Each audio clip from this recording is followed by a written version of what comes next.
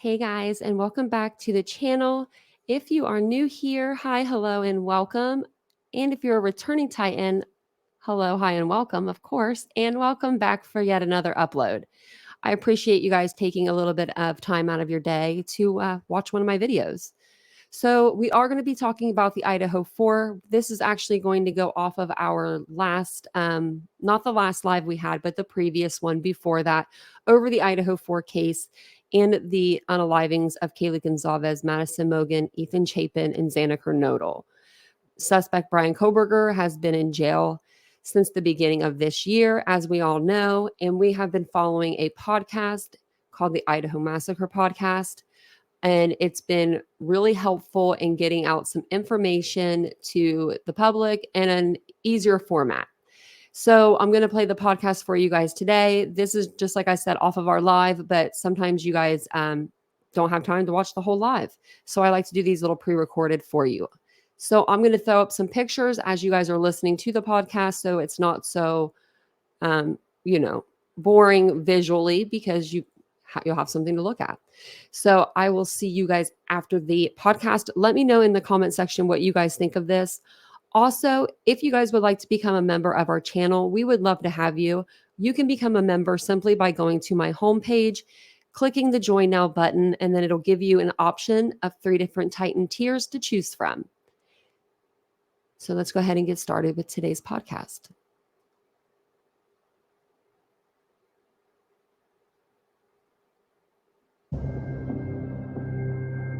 Investigators believe Koberger killed Kaylee Gonzalez, Madison Mogen, Xana Kernodle, and Ethan Chapin inside of a rented home not far from the University of Idaho campus.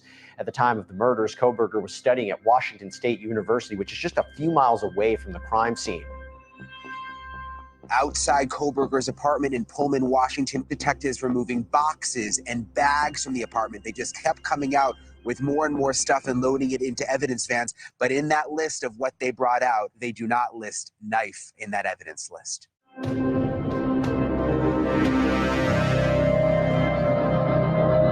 This is the Idaho Massacre, a production of KT Studios and iHeartRadio. Episode 12, a discussion part 2 with forensic expert Joseph Scott Morgan. I'm Courtney Armstrong, a television producer at KT Studios with Stephanie Lydecker, Jeff Shane, and Connor Powell. In this episode, the producers Stephanie Lydecker and Connor Powell speak with forensic analyst Joseph Scott Morgan to discuss the latest information about the Idaho murders. Here they are now.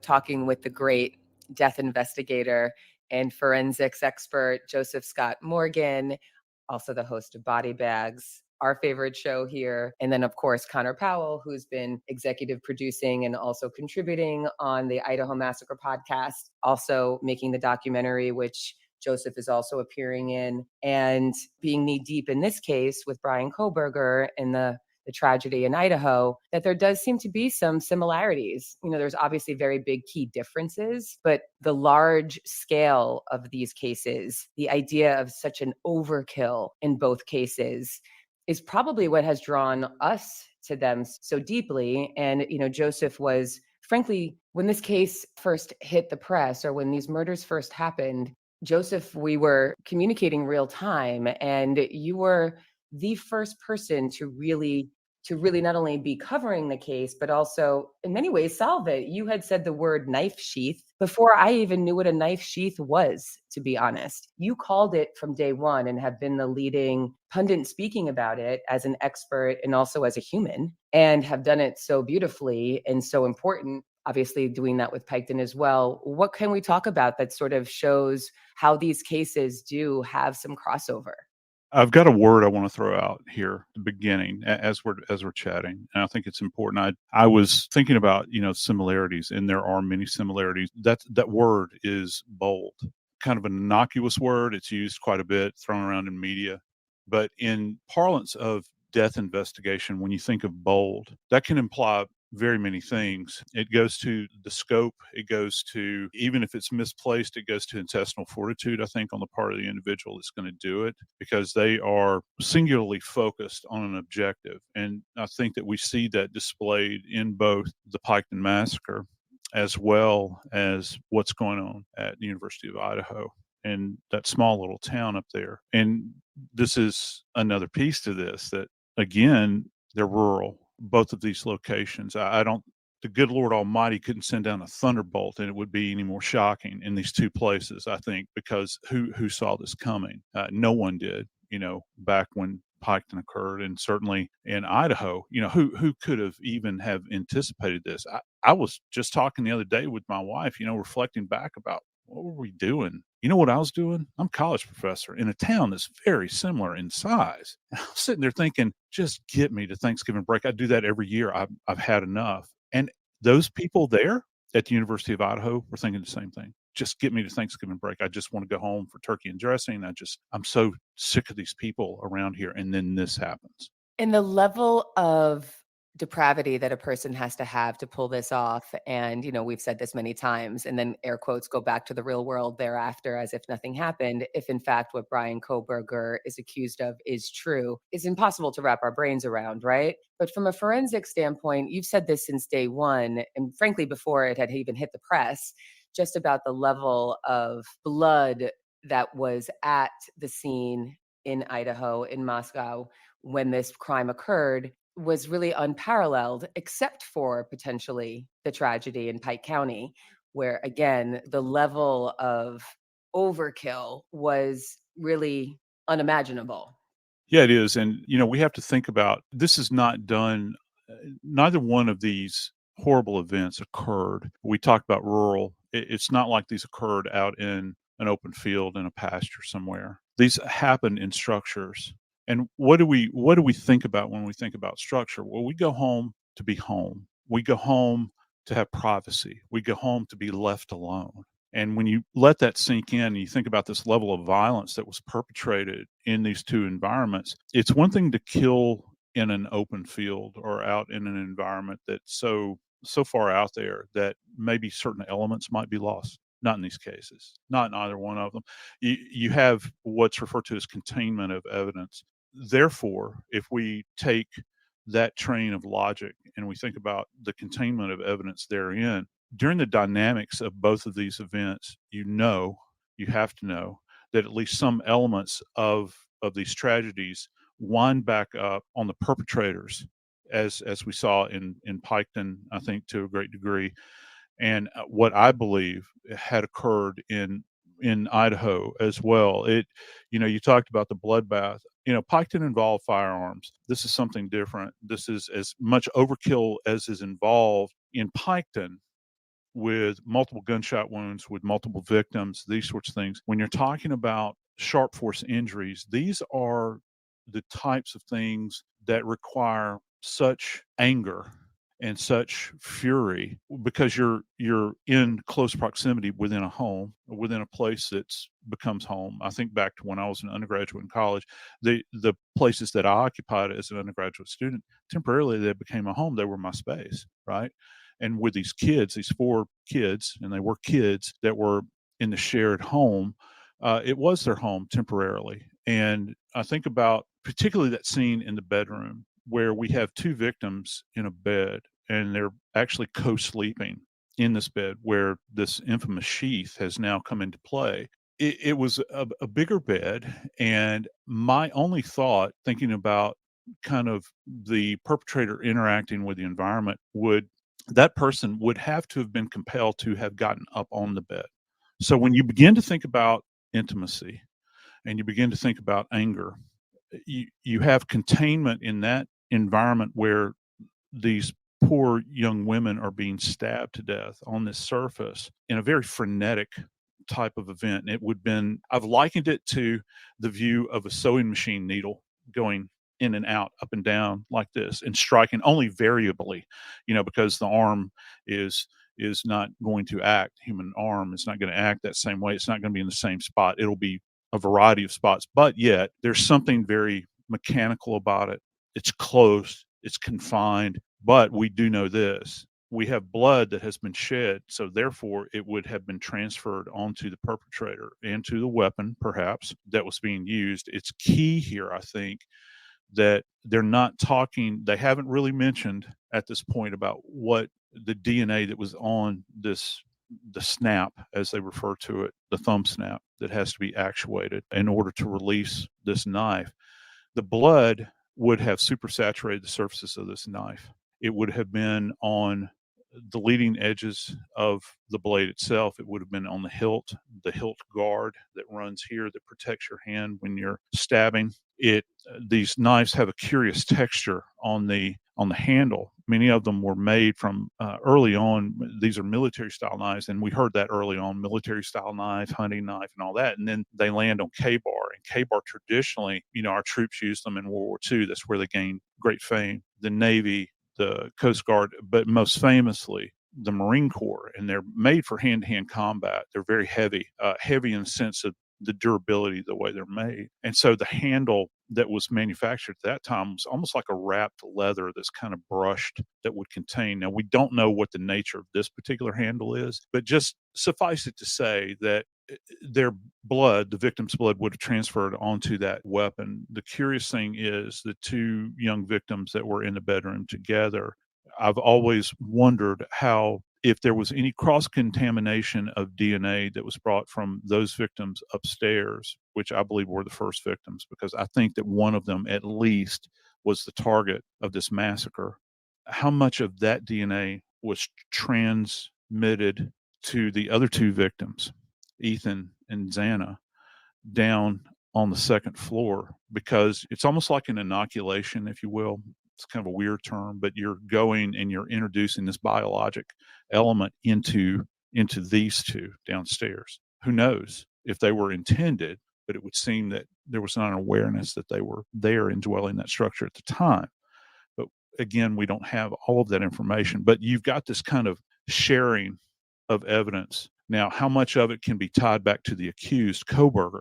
We don't know at this point. Okay. A lot of guff, a lot of stuff going back and forth, as lawyers do. And I thought greatly about, why on the snap itself would you have a deposition of DNA there? These snaps on these knives, when you're attempting to utilize them, it's almost like somebody, let's say somebody has a firearm and they're going to do something called dry firing. And dry firing means that you take a gun that is unloaded and you go and buy a new weapon. You want to know what the trigger pull feels like. How many pounds of pressure does it take to actuate the trigger as you pull it and drop the hammer and all those sorts of things. If it's semi-automatic, you rack it back and forth, you get the feel of it. And I have this kind of vision of the individual that's using this knife sheath that may contain the murder weapon, sitting in a chair somewhere, flipping it with their thumb. How much time, how much speed does it require to flip that thing and clear it from the sheath? And then perhaps, just perhaps, if you're in such a frenzy, sexually motivated or just motivated by anger, you forget the sheath, you drop it, because now your focus is there before you, lying before you, as you may occupy their same space, and you go to work. And now the only thing you can think of is you feel the warmth of that blood that's on your person. You've heard the screams, you've heard the moans, you've heard those last gasp of breath leave the body. The next thing you want to do is get the hell out of the place. But what happens? You go down that staircase, that interior staircase leading from the third floor down to the second floor. You make that hard left and you're heading toward those sliders that are there. Somebody pokes their head out, possibly Ethan. There was a sound that was heard. We believe that at this point in time. We know Xana was up. She was on TikTok. So did she stick her head out of the door? Did Ethan stick his head out of the door? How many injuries did they sustain? Was it overkill, just like the two young women upstairs? Or was it quick, just to put separation between yourself and this horror show that you've created? And then get out of the place as quickly as you can, because everything didn't go as planned. And when we reflect back to Piketon, I don't know that everything went as planned there. You can plan forever, man. But you can't anticipate these unknowns, these unseen things that are going to arise. Somebody's willingness to fight back, or maybe it's a mother cradling her child while she's nursing her in bed, and suddenly you hear, where there's an awareness that there's somebody in the room, and then bam. How does that affect the shooter in Piketon? when they hear that gasp, or they sense that there's an awareness that they're there, because they've tried to be stealthy. They've tried to defeat every measure that there is electronically. They've dumped phones.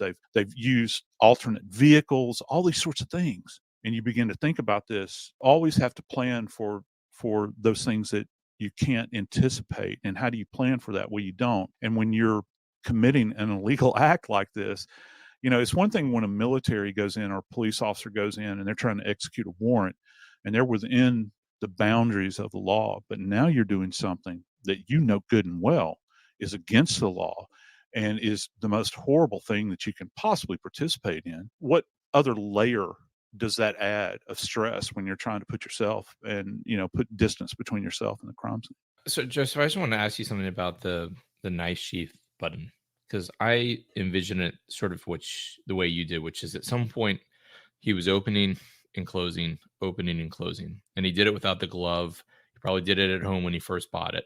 And my thinking is that his DNA got on the inside of the button, not the outside, because he probably wiped down the entire knife sheath and everything, but he forgot when he closed it not to get on the inside.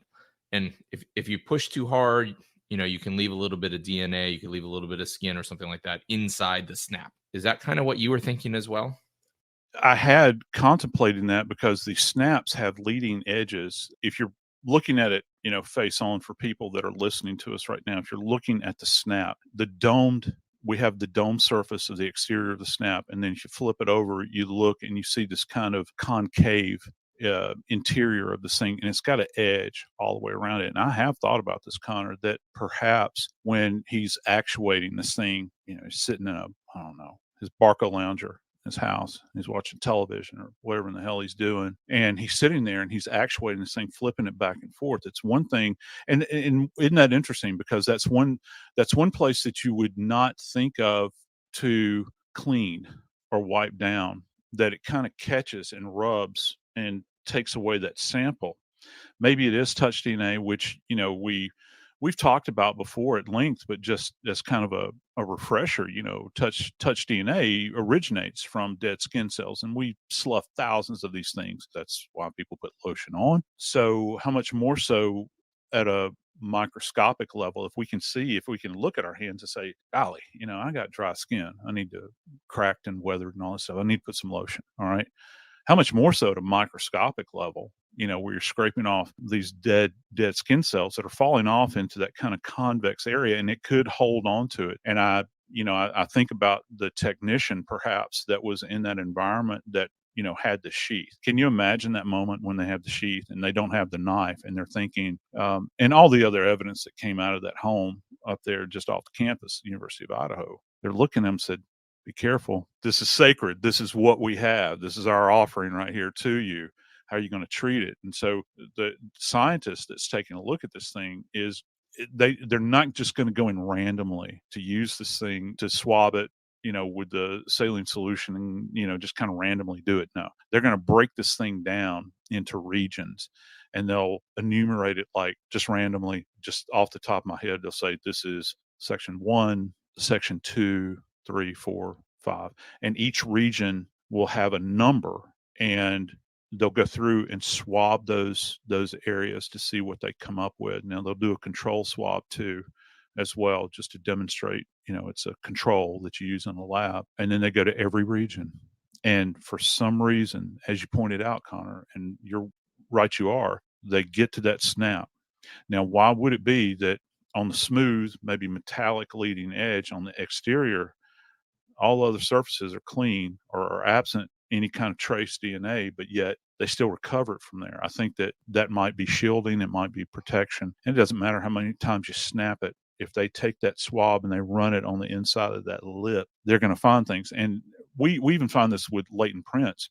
When people, I go through an exercise as a college professor that teaches forensics, and I tell my students, and they always hate me for this because they think about it for days and days afterwards. I say, when we're doing latent prints, I say, okay, when you leave campus today, leave with this thought in mind.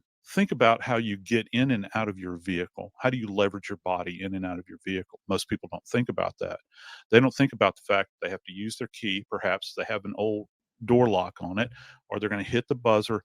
Oh, and by the way, they have to stick their fingers underneath and open the door handle, actuate the door handle, then grab the bar, the support bar side next to the window. Maybe they'll push it open. Some people will push on the interior glass. Then they're going to have to leverage themselves into it to sit down. You're gripping multiple layers. Most people don't think about that. And that's the nature of us as humans. We go through these repetitive tasks all the time. We don't think about where we're coming in contact. That, as a forensics person, is where we can find those little landmines that perpetrators have not thought about.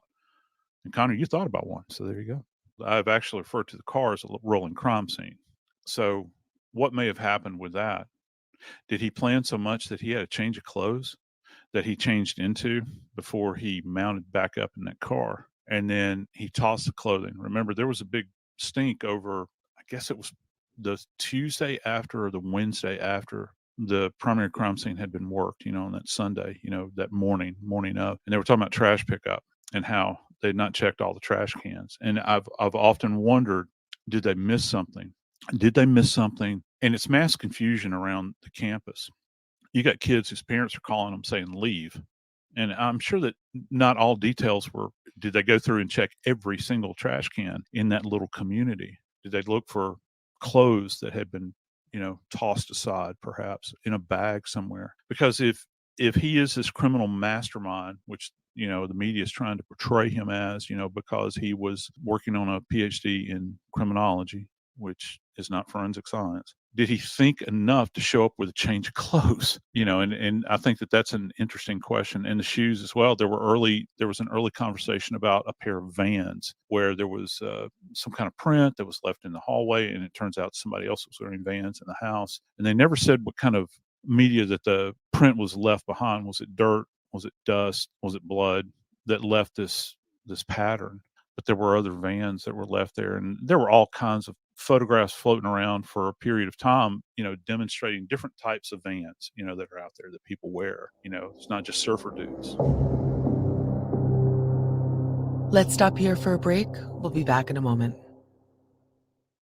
With the holiday specialist dedicated first year. Capri Sun, nicotine pouch, chemical. Apartment. Maybe it was just cheap. We're talking about speculation. One of the things that we talked about in one of the episodes, there was a mention, and this just stuck out. There's a mention that there was no shower curtain in his apartment. And I think Jeff and I were talking about speculating that could he have possibly taken the shower curtain, put it in his car seat so that when he was driving, essentially there was some type of bubble. And maybe that's the reason why there's no shower curtain in his apartment. Maybe he was just cheap, poor student. He never bothered. He couldn't care less. But I mean, that's the type of thing you're saying that, if he's thinking about, he's planning this stuff out, that he could have thought about bringing in a change of clothes, having multiple pairs of gloves so that you're tearing off the dirty one, putting it in a bag to dispose of later, but you still have another pair that is clean or something like that as well, right? Like that's kind of what you're talking about. Yeah, creating that barrier that's going to separate you from those cloth seats. And I remember looking not so much at his dad and him when they had those videos of them being pulled over in Indiana, looking at the seats, thinking, well, is that the kind of surface that I would expect, kind of a super saturation of blood remnant to be left behind in? If I remember correctly, there's some kind of funky cloth.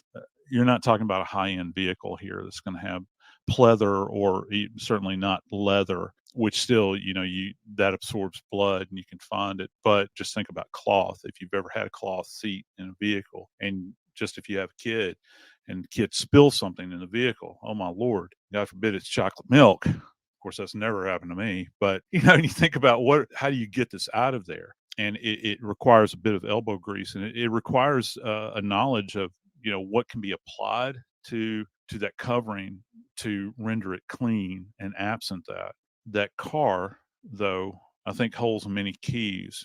And it was, but Steph, you had mentioned the visual capture of the scene on CCTV, and they did the infamous ring. That's what they were referring to it as. I can't remember. It's 20 plus miles, I think, where they went around to all the CCTV spots. And the car plays a role into that. We have to think, did he have any other conveyance? Well, not that we know of, but we know that he kind of circled about the University of Idaho because the phone's pinging in those specific locations. And this is, they're claiming that they can put him there prior to the deaths. And then, of course, we think that there's a return visit maybe that morning, thinking about, well, what's happening? And a lot of us have talked about this. Why isn't there anything in the news? And we've got, that plays into the whole timeline thing where things not reported until noonish, or, just shy of noonish.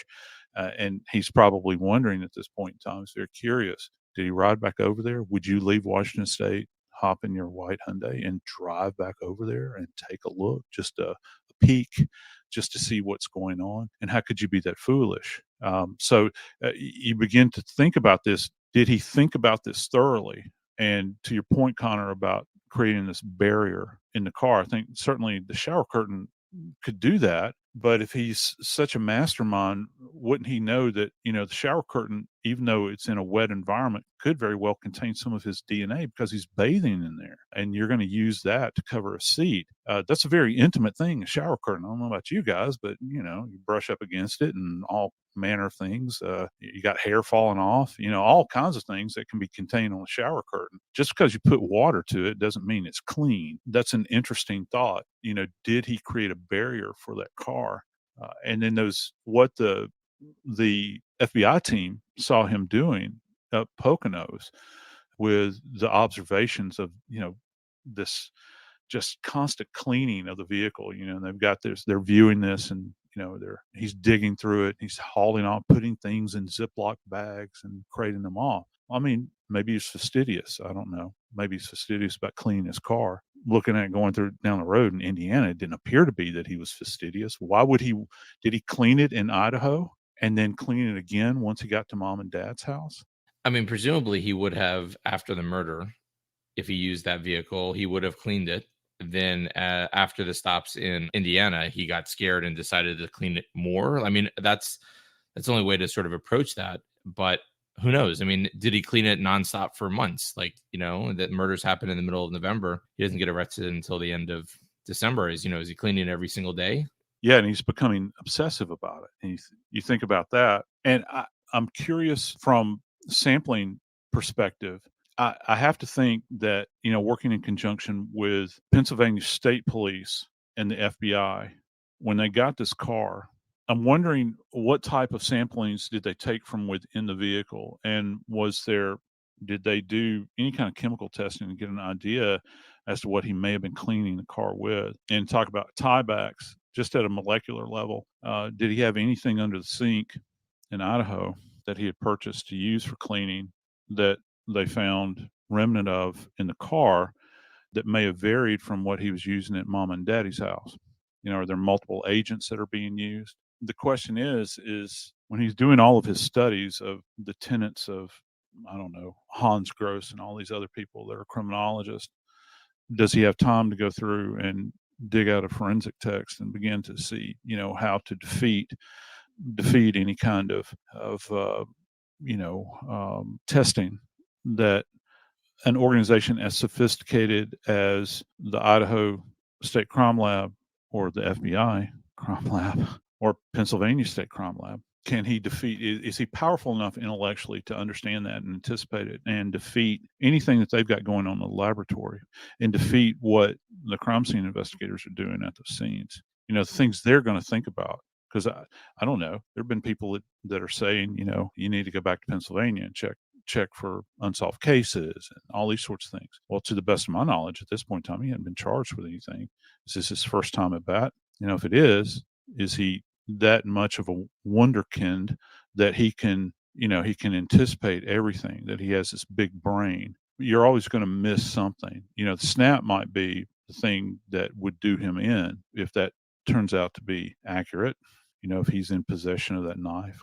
I think from this is an investigative part as opposed to a forensic part, but the provenance of that knife and that sheath, is there some way to tie it back to a purchasing where they can actually physically put that in his hand, that he ordered it somewhere, he went into a sporting goods store or ordered it online from from Amazon or whoever, that he decided to buy. I mean, immediately when I started hearing about the type of knife that was being alleged that was being used, I immediately went on a variety of sites on the internet how hard would it be for me to buy a K-bar? I mean, I've seen K-bars. I go to gun stores. I go to hunting stores. We've got a lot of them where I live. And I see K-bars there. I've seen them my whole life. My dad was a former Marine, and he had a K-bar. And, so I'm thinking about that sort of thing. How would you, and why choose a K-bar? There's a lot of knives out there. They've thrown around the term Rambo knife, which is not a K-bar. That's a survival knife that has a screw-off end on the handle that contains things like needles and thread and fish hooks and all that sort of compass and all that sort of thing. It's not a K-bar is a classic combat knife. It's weighted and balanced for that purpose. So I'm thinking about these things and thinking, why choose a K-bar out of every knife that's out there? Is it something he's familiar with? Does he have a history of having an interest in the military? Well, as soon as I thought about that, I started seeing images of him, and I don't know if it was JRTC or whatever it was. And there's this picture of him when he was larger than he is today, and he's doing push-ups and he's wearing a BDU uniform. And I start thinking, well, he's got some familiarity with the military. Maybe that K-bar entered in his lexicon. Why would it be that you would choose that weapon to perpetrate such a heinous crime? And he might be many things, but I can tell you what he's not. He's not a special operations person. And special operations people are trained in hand-to-hand combat, edged combat.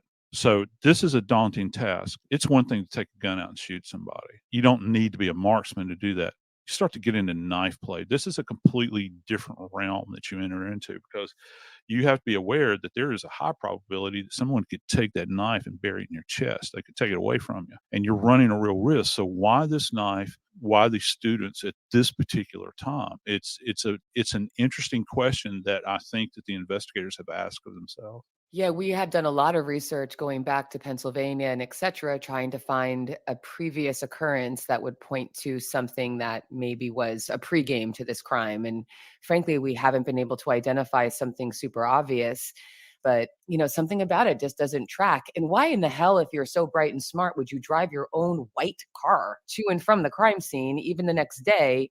I mean, we're talking about something that's unexplainable, I guess. But yeah, the smartest guy in the room wouldn't do that. Serial killers have budgets too. He may not have had access to another vehicle. I mean, like you go to war with what the weapons you have, and all he had was his white, Hyundai. Maybe it's some kind of grandiose manifestation that you see being played out here, that I'm capable of doing this. And I think about body bags. I was amazed, and I'm just, kind of mentioning this on the side, but covered a case a few weeks back involving Sam Little, and many people are familiar with Sam Little. It turns out he's arguably one of the most prolific serial killers to exist in U.S. history. And they finally got one of the bodies identified from the mid 70s that he actually killed. He killed this young woman in Macon, Georgia. And Sam Little lived to kill. He would take jobs just so that he could be near victims, and he traveled everywhere. And he didn't have a dime to his name, but he figured out a way to, lure women in their own environments, generally prostitutes, all of them, just about prostitutes, and choke them out and leave very little evidence behind over the course of time. So are we looking actually at a serial perpetrator here? Or are we looking at a mass murderer? Anything 3 or more is essentially a mass killing. So if it is who they allege that it is there so much anger that's pent up? Is there so much hatred and venom that he wants to take out on, these poor college students? Did it just all come to a head at this particular time? And this goes to motive, and of course, the state doesn't have to prove motive, but circumstantially, you begin to think about what are the motivations for someone, first off, to leave Pennsylvania and come to Washington, of all places, to work on a PhD. And I've said again, Wazoo is a fine school, but you're talking about going to a very high-end Catholic institution in Pennsylvania, DeSales, to get your undergraduate and your master's. You're in the heart of doctoral studies in criminology in that northeastern corridor. The state of Pennsylvania alone has 4 PhD programs in criminology. You go up the eastern seaboard, you start hitting places like, DC, you hit New York, obviously John Jay School of Criminal Justice. You go to Boston, and northeastern that's there is considered to be their holy shrine. Why are you going to pack up and head to Washington State? And then you screw around while you're there, Because I got to tell you, people that aren't familiar with what it's like being a PhD student, it's indentured servitude, particularly those first few semesters you're there. And the fact that he had enough time to go and do this while he is a TA, a teaching assistant, which he was doing miserably at from what we're understanding, that you have, and I know it's really close, but you have enough time to get in your car and drive literally across state lines and cruise another campus. You have enough time to do this. And I'm perplexed by that. Can I unpack that for a second? Because you just made a point that I have not heard anyone make, which is that he potentially chose where to go to school, maybe with the idea that somewhere like Idaho would be the easiest place to get away with a murder. Or something even more ominous. Because a small town, Idaho is not a rich state. They just don't have murder. So there's not as much forensic opportunity for their investigators. And would staying in the Northeast or staying in Pennsylvania, maybe if he had this fantasy and he wanted to carry it out, would be more problematic, more difficult. So you go away for your PhD to be in a place closer to a place like Idaho, which would have limited resources to solve a murder.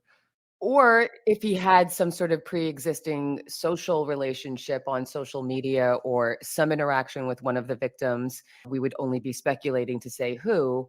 If there was some sort of dynamic happening that he perceived as a relationship prior to moving, and that's why he actually moved, because he had targeted one of the victims in his mind already. I'm not making the suggestion that he was friends or that there was any sort of, obvious connection, but a person's screwy brain can really make screwy fantasies happen. And this is not an original thought. Somebody has said this to me, that it's possible that that was one of the reasons for the move. Yeah, I agree completely, and I think that it's something I'm almost positive that they investigative collective, I'll put it to you that way, are exploring, because being an academic and being in academia for 20 years, this is what I do know is that when you go up for a PhD program, when you get to that level and you're studying something as specific as criminal behavior, which criminology is, you look for people to. It's the ultimate in the Socratic method. You're looking for people, they say, to study under or to sit at their feet. Some great scholar in criminology. So what is it that Wazoo has to offer that no other institution in the United States or Europe has to offer, or Canada has to offer? There are fine schools in Canada that have criminology programs. What is it about that location? Who on that staff did he identify when he was at DeSales completing his master's degree? Who was it that he identified at Washington State says, that's the person I want to study under? That's the person that I want to set my track on life with, because I'm going to go into academia. Because I got to tell you, you're not going to do much with a PhD other than teach. You can consult eventually if you get enough years, under your belt. So with that said, once you've identified and targeted an individual that you want to sit at their feet, if you will, now you have to apply. Well, the application is a bit arduous, as you can imagine. First off, you have to submit writing samples. You have to give them a philosophy letter about what your thoughts are, areas that you want to do research in. You have to name many times some of their staff members that are currently doing, because, when I mention indentured servitude, it's not just about you going to get a PhD, it's about them looking for workers. So if you've got Professor A that is studying a particular area, is this the person that Professor A wants to bring in that will literally become an employee, a full-time employee of the university while working on their PhD? They're going to have their tuition paid for, maybe a dorm, food, they'll get a stipend, and you're going to be at that person's bidding day in and day out. And, oh, by the way, you're going to do research while you're teaching my classes. So after you make it through that, you have to have recommendation letters. Who wrote recommendation letters for him? Who was it? Who was it that sat down and thought that Brian Koberger would be a great candidate for Wazoo? And was Wazoo the only place he chose? That's another sticking point, because I got to tell you, as an investigator, if you're, I don't know, maybe his GRE scores, which is kind of like the SAT, maybe his GRE scores are just off the scale. He could choose anywhere he wanted to go, and he's solely focused on Washington State. And he's done research at a master's degree level that's going to fold back into that. Who is it that he's going to study under Who is it at DeSales or whoever that wrote him these letters of recommendation? And that's why this peeling of the onion to get inside of his head and trying to understand what he's doing is very important, I think. And to this point, I know that they have certain privacy issues at work, but I have to think that the authorities have begun to look into this. I hope they have. As a matter of fact, I hope that once they had identified who he was, this is the first thing that they did, because the world's a crazy place. Next thing you know, files are deleted and all these sorts of things, and it's gone. You want to be able to catch that data as quickly as you can to try to understand what he's doing. Because if that is the purpose, then you begin to develop a timeline. And timeline is what we work on in investigations and forensics. You arrive in June or May, after you've been accepted. You get there, you find an apartment, you've drug your ass all the way across the country, you set up an apartment, you got a job, you're supposed to be going to class, you're supposed to be doing research, and you have to account for every second that you're in a PhD program. Every second. They demand it. They want you to be. Well, the next thing I know, he's being disciplined. I'm hearing things about him being disciplined, that he doesn't get along well with students. He's arrogant. All these sorts of things that kind of come out about him. Doesn't get along with colleagues. Who does that when they first show up at the door? It's one thing if you've been working someplace for 2 or 3 years and it turns out you're a jerk. First day there, you show up, you're a jerk. How long is this going to last? And plus, these people are going to give you grades. So, are you really bought into the process of getting a PhD? I think it's a legitimate question. And so, why Wazoo? Why that location? Why the University of Idaho? Why those poor souls? Those 4 kids that are, literally in the conclusion of their undergraduate career. Their lives are wrecked. Their families' lives are wrecked. They're dead. What set them apart? Why that location?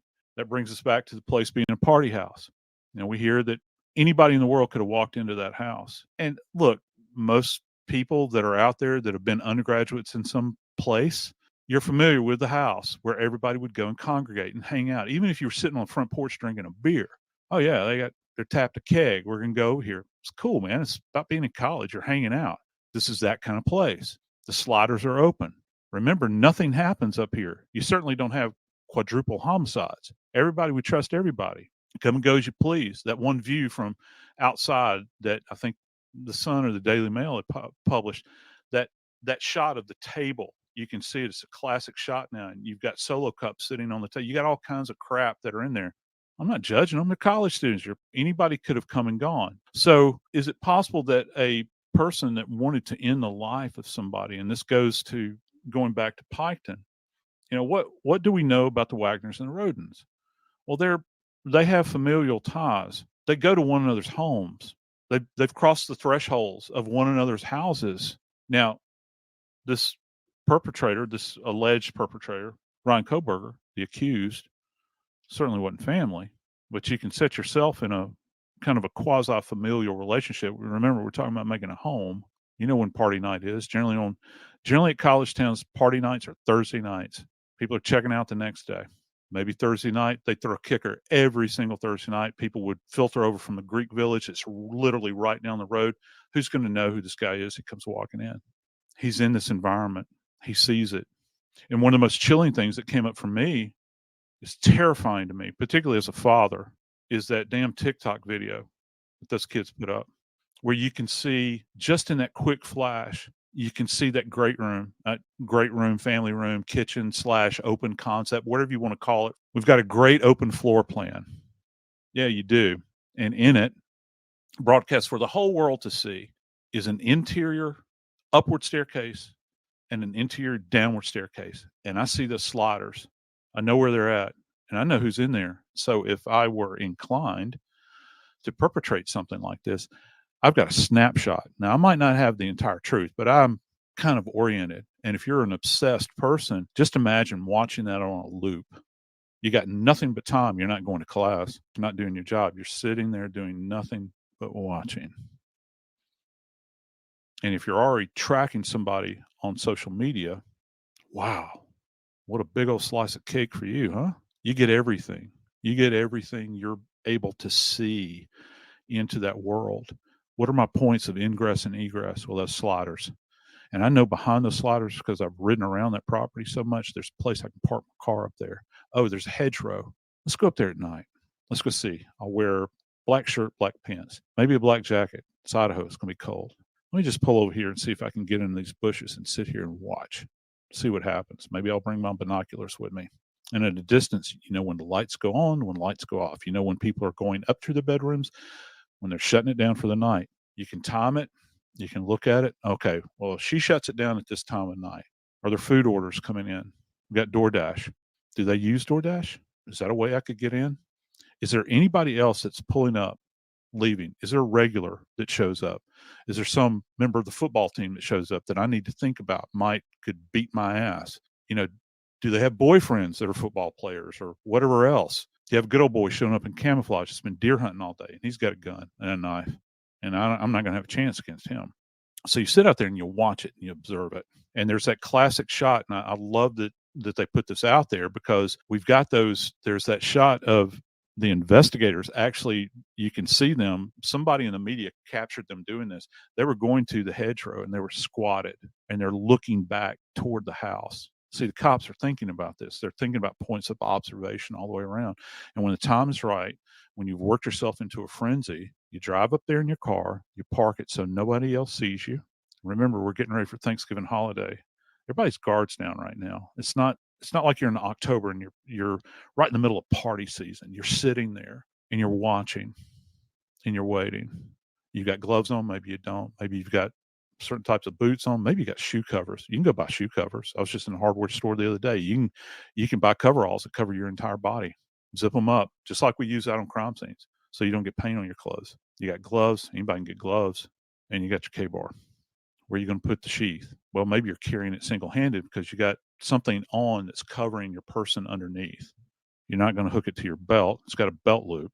So you're walking in with this thing in your hand. You know the slider is open. You're going to quietly open the slider, and you know where that staircase is. Remember, you've either been there for a party or you saw the TikTok video. You make a hard right when you walk in. You walk up that staircase, and there, lo and behold, there are two girls in that bed, and they are shocked and terrified. And you go to work. So the perpetrator, whoever it is, this is fish in a barrel for somebody that has a mind for the sort of thing, that wants to perpetrate this sort of thing, because it's not like you went in a blaze of glory and people can hear you shouting and screaming and all that sort of thing is going on. This was done stealthily, and that's something that Piketon has in common with Idaho. There's stealth involved. You wait till the right moment. You wait till you know that everybody is out for the evening. You know that you can defeat the CCTV. You can take the mechanism that records everything. You know where the dogs are. You're friendly with the dogs. Maybe bring snacks for the dogs. You know that you're going to have firearms. Well, these are college kids in Idaho. Maybe not firearms. Maybe a knife is all I need. Yeah, that's up close and personal too. I can live out this fantasy there. The motivations behind these two things are probably completely different, but there's anger involved in both of them. You know, you've got these elements of overkill in both of them, but it required stealth and it required some level of precision. I think probably more precision in Piketon, because you got 4 separate scenes that are spread out over this ungodly space. When I rode through that area taping, I was amazed at, first off, the isolation of it, and secondly, how the 3 houses are kind of close together on Union Hill, but you've got the fourth one that's off in the distance, and buddy, is it isolated. You got pipe sunshine in out there, and it requires stealth. It requires precision. You're going to do this under the cover of darkness, so you got to make sure that you're there before the cock crows, that you can clear out before anybody else sees you. You have to be able to dispose of these things that you have purchased or identified as something that you want to use. So there is similarity in both of these cases. I think that Piketon, for me, is more planning took place when it came to this. We know, and plus you've got multiple brains working here to plan, this infamy, if you will. Right now, it would appear that they've identified only one person that's thinking about Idaho, but planning nonetheless went into this. This is not something that was just simply decided on a whim. You showed up prepared. You certainly showed up with a knife of some kind. Let's stop here for another break. We're looking for an alternative one in your upper lip. And each sleigh bell There was a filing yesterday. /iHeart to save big on holiday cheer and shop sound that's more than just a present.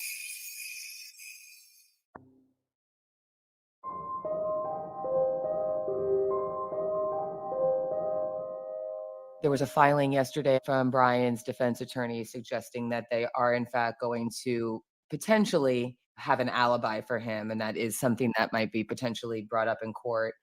Connor would say that there's not much to be said there, and it's just a formality, which is probably accurate as always. Can you tell us just a little bit about your first reaction to this crime prior to there being an arrest, and why you specifically were so drawn to this case? Yeah, I remember the exact moment why I was, and this is why. When I was a young man and I was working still for the coroner in New Orleans, there was a case that took place in Gainesville, Florida, just off campus from the University of Florida, and it was not just a case; it was multiple cases, and it involved sharp force injuries, and it was the Gainesville Ripper. And I thought back to that time as a young investigator because the person that they identified in that particular case that was eventually arrested and charged and convicted, they were looking at that person for homicides that we had in my jurisdiction. And he had connection to Louisiana. And then, of course, there's always the Spectre Bundy, with the Cayo house. And so those two things kind of married up. You had, first off, the common denominator was university. And who would go into a university and do this sort of thing. And the Gainesville Ripper had male victims, but again, say what you will, you don't have these sorts of things, particularly back then, that would happen in Gainesville, Florida. You didn't have it happen in Tallahassee, like with the Cayo house. And I was taken back for that moment. When I heard about these cases, I thought about what went through my mind, cases that I was working in New Orleans at the time, because we had a series of serial killings that were going on. And, I was on a task force, as a matter of fact, and I was thinking, is this guy associated with anything that had happened here? Because it's on the I-10 corridor. And then my professor brain kicked in, and I began thinking of, as a professor, my kids that I was teaching, that I had, it'll be a year ago in just about 6 weeks when fall semester began. And I began to know these kids that come into my class, and here you roll into Thanksgiving and you think about them, and they're sick of you and you're sick of them, but they're still my kids. And then I thought, as a father, because my child was a sophomore in college last year, he's a junior this year, and I had a daughter that went to my university. And immediately, all of that kind of spun up inside of me. And that's why, I was in the middle, back then, I was just coming off of covering Gabby Petito and all the storm that had kicked up. I was road weary, by that time. And I was suddenly, in a real twisted way, reinvigorated when it came to this case, because I knew that I could in some way identify with the environment in which this took place, because I was so familiar with it, both as a death investigator, forensic scientist, but also as a professor and a father. So it ticked a lot of boxes with me. And plus it's rural. I knew immediately, because I've actually got a colleague we shared office space together. Actually, he's down the hall from me, and he's from Idaho, and he had attended the University of Idaho. And I thought about, my friend, and immediately I went and talked to him, give me the lay of the land, tell me what's going on with this case, and not the case, but tell me about the place, and suddenly I started seeing parallels between Moscow and Jacksonville, where I live, Jacksonville, Alabama, where our university is. Campuses are roughly the same size. We're both rural, though they are more isolated than we are. We're only 90 miles from Atlanta, but still we're a rural place. And I thought about the kids that we have. We've got brilliant people on our campus, but we don't have people that have matriculated from going to Harvard and all those sorts of places. They're common, everyday, salt of the earth people that come from families that are probably in pretty close proximity. You got generations that would have attended this school just like my school. And so it just really grabbed me by my throat. When this happened, I couldn't believe that it was happening, that it had happened. And to this degree, when the information began to come out, I was thinking, oh my Lord, this is horrible. Absolutely horrible. And then on top of it, because the first thing I think is angry boyfriend. That's what I'm thinking. I'm thinking angry boyfriend. We're going to find out in the next 24 hours, this is some kid that got in a twist because he got rejected or whatever it was. And then nothing. It was crickets. And suddenly I'm thinking, oh my Lord, Okay, I have to go to my map. What major interstates run through this location? There's just some place that some animal could have jumped off of the road and just decided to target these kids randomly. And I'm thinking, you don't wind up in this town by accident. You have to be purposed to be going there. It's not a suitcase college either. It's not a place where kids are going to pack up Friday morning. You've got to, unless you're going across the state line to Washington, in Pullman, maybe it's not an easy trek even to get to Boise. I mean, it's a poke wherever you go. So a lot of these kids stay there. They stay there, but they were going home for Thanksgiving. They'd make that big drive or go to the local airport and try to get on a plane and go home for at least a bit. These people really invested in this location. So in turn, it left me being very, very invested in this investigation as it's kind of played out. Connor, how about you? My initial reaction, I was sort of just amazed at 4 people being stabbed in a college town. The news is full of shootings. I've covered a bunch of shootings. I get alerts all the time for people shot in a shopping mall, people shot at a picnic, people shot at a house party, people shot everywhere. To get an alert for stabbings, college kids, it stuck out and it blew my mind because it's so out of the normal of what American society is. And I mean, let's be face it, like gun violence in our country is really normal. Stabbings just aren't. And if you hear of a stabbing, it's usually, two people who are in a relationship where a fight's gone wrong. And so to hear 4 people in a college house, I mean, that just sort of, it blew my mind. And it's just so out of the normal view and conversation of violence in this country that I just wasn't expecting it. It became really clear, I think, really early on that there's something more to this story. I didn't have the idea that this was a lover's quarrel gone wrong, because how do you explain the other people? And so I was definitely interested from the very beginning, because it didn't seem to line up with what we sort of knew. But there was something more to this story that was clear very early on. And Joseph, we had just come off the heels at that time of George Wagner's trial and his recent guilty verdict. And we're frankly just wiped out from the sadness that surrounded that case, right? And we were so happy for the Rodin family to have finally felt some justice. And then the news gets you. And sure enough, you see those beautiful faces and lost souls and families crying and a town grieving. I feel like we all kind of knew quickly that we had to jump in. Yeah, I'd certainly agree with that, Steph. It's, for anybody that's ever spent time in a college town, and, you have kind of this collegiate family that you're part of. And even if it's not, that's a bit arrogant on my part to say that, because you're talking about all the other people that are part of that university that may have never matriculated from there, but they're the people that serve dinners, they're the people that pull beers, they're the people that, fix these kids' cars when mom and dad are not around. Just let that sink in for a second. That whole community is trusted with these kids. When you send your kid to a place like this, there's a whole support system that goes into it. And one little interesting aside from what my understanding is that it's so interwoven into the culture there. You can have certain colleges where they exist in a town, but they're not part of a town. I've worked at places like that where the college is just kind of isolated. They don't really interact with locals. That's not the way. As a matter of fact, the local police department in this town actually policed the campus. And that's kind of odd, when you think about it, because most universities, particularly state universities, will have their own police force. So the police officers that are working the beat on Main Street, that are going to the domestic calls and all that stuff, they handle frat parties too.